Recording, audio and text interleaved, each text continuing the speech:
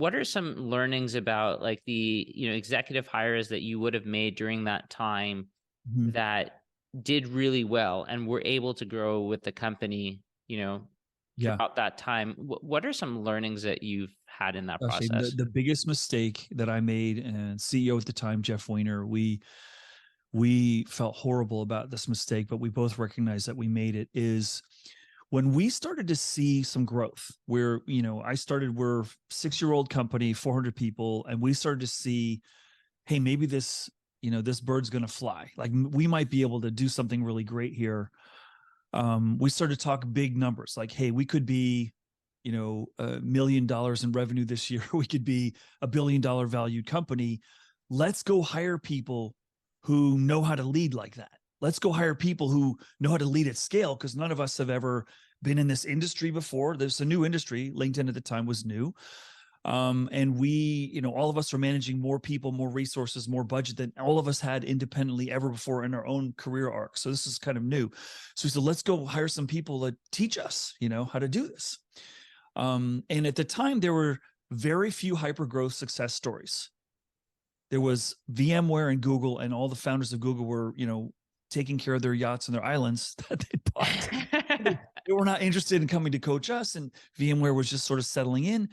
But all the companies that are, successful now were going through that at the time. The Salesforces, the Twitters, the Facebook, we're all like elevating, going through this craziness. So we didn't know hyper growth at that point, right? And so we made a huge mistake. We hired people who'd managed billion-dollar businesses to come in. We didn't hire people who'd built billion-dollar businesses. And they came in deer in the headlights. They're like, hey, I'm going to need 3 assistants. I'm like, you don't get any assistants. We don't have executive assistants. Just how we roll. Like we are scrappy. And they didn't know how to do that. And they hadn't built a billion-dollar business. They just led a billion-dollar business. So they came into an already formed ecosystem, and we were looking for builders. We didn't get that until probably the second big failure. And it's on us. We felt bad. And the people who ran out the door with their hair on fire, not understanding, what did I do wrong? Like, you didn't do anything wrong. We both didn't understand the fit that we were each looking for.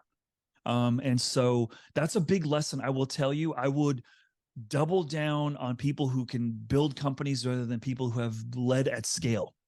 If you're going through that growth now, you need builders, because it is a completely different skill set than someone who's led, $1 billion at scale. So that was probably number one. The second thing is, you cannot tell the LinkedIn growth story without recognizing that we were in the middle of an arms race for talent, where Google and Facebook and Twitter are going through these, and Apple, $1 million signing bonuses and just nuts stuff. And it still happens today to a lesser extent, but back then it was the Wild West, and we were arming our competitors to hire against us. That was the irony. Like, I'm selling the LinkedIn Recruiter product to Google, and I didn't want to. I told ourselves, no. I told my sales guy, I'm like, don't sell them the product. I want to have the ocean all to ourselves. And that put real pressure on us, because we could see, we had all the data. Who's hiring at scale, and who's hiring more than us, and how many recruiting resources do they have? Because we could see all the LinkedIn profiles and all that. And so we're trying to, look for the right formula, but we couldn't outpay them. We couldn't out-benefit them. We couldn't out-work environment them. All we could do, and this was probably the biggest lesson, which surprised us. I mean, I'm a human resource guy from the beginning of my career till today. But we all discovered that culture was our competitive advantage, and we never thought that was going to be the advantage. It was like, oh, look at our investors, look at our roadmap, look at the product plan, look at the incredible talent we have here. That was all good, but everyone could out us on all those. We got a cooler plan. We were an unsexy brand for the consumer compared to the Facebook and the Twitter and the Googles at the time. And so what we had to get real clarification around, and this is really important message for those of you who are struggling to recruit against quote unquote sexier brands, is really understand what problem you're solving. And when we recognize the problem that we're solving, helping people find their dream jobs, and that problem was the same as the problem we were solving for our employees. Come here and this will be your dream job, and help build, the access to people to find their dream jobs. Then we got real comfortable.